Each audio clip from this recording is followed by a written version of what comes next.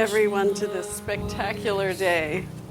We have gathered together to celebrate the union of Katherine Anna Perry and Scott Ewing Gonkar in holy matrimony. Lonely season, spring anoints your head. Teach me not to. Katherine, I think you bring the best out of people. There are so many things I admire about you, and that you've taught me about how to live life.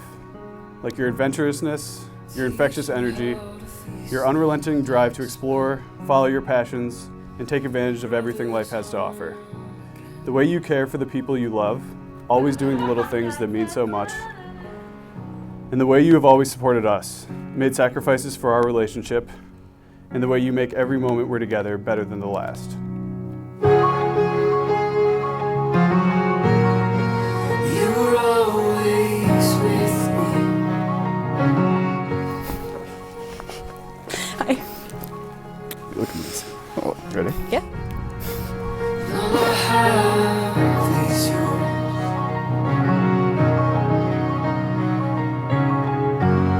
As I write this, I'm sitting out on the Lakeville at Northwestern, with campus to my west and the city where we've spent the last 7 years just to the south. It's such a literal reminder of how we've grown up together over the past 9 years, of why I fell for you, and why I continue to fall more and more in love with you every day. What stands out to me is that you and I can attribute a lot of who we are to skills and character traits we built from playing sports, which is why we so seamlessly operate like a team. Teammates balance each other out. I plan everything to a T, and you can't deny we've had some pretty amazing days, trips, and meals as a result. But you embrace more of a go-with-the-flow mentality that's led to some pretty special adventures as well. You operate with a steady hum of anxiousness and seamlessly manage when things get more stressful. I can go through life seemingly without a care in the world, as a goldfish, as you endearingly say, bundling all those feelings for some pretty epic breakdowns, which you're always there to work through. At the end of the day, though, being on a team means being at your best when you're together, and I can't think of a better way to describe our relationship. You're always with me.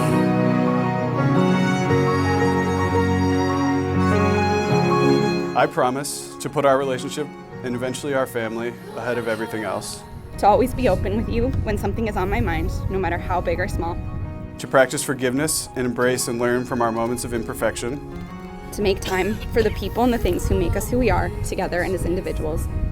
To always listen and be the biggest supporter of your dreams and ambitions. To be there for you in the highest of the highs, lowest of the lows, and everything in between. To be your best friend. And love you more and more with each passing day.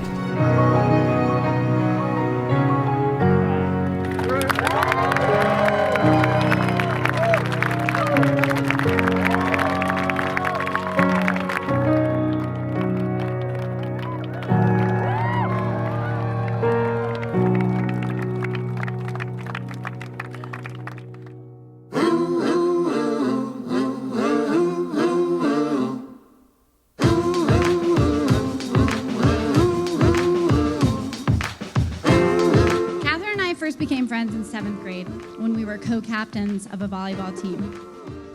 Katherine and I bonded over our mutual love of puzzles and inexpensive beauty upkeep, and competitive sports that we made fun. Having only ever lived in Santa Barbara, I remember hearing her stories about living outside of Chicago and sleepaway summer camp in Wisconsin, and then watching her kiss a wallet-sized photo of Clay Aiken before sliding it into her volleyball shorts at games, and thinking, wow, this girl is cultured. And if you thought that was a joke, you're not from Santa Barbara.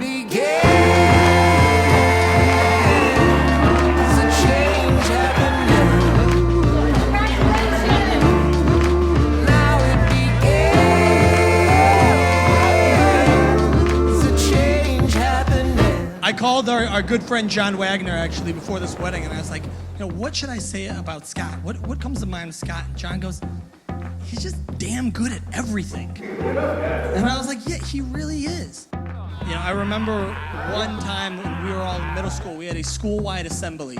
300 kids, 12 years old, all there. And the topic was ragtime music. And we had somebody come in and play, and they were great, and we were 12, so we didn't really care. But at the end, some lady comes up and pulls up the mic and says, we actually have our own ragtime player here at Haven Middle School. Scott Gakar, would you please come? And Scott walks up there, sits down at the piano, and he just starts to play. And Scott is better than the guy that they brought in at 12 years old. He stands up he's got the entire school of 12-year-olds who have never heard of ragtime music sitting there dancing.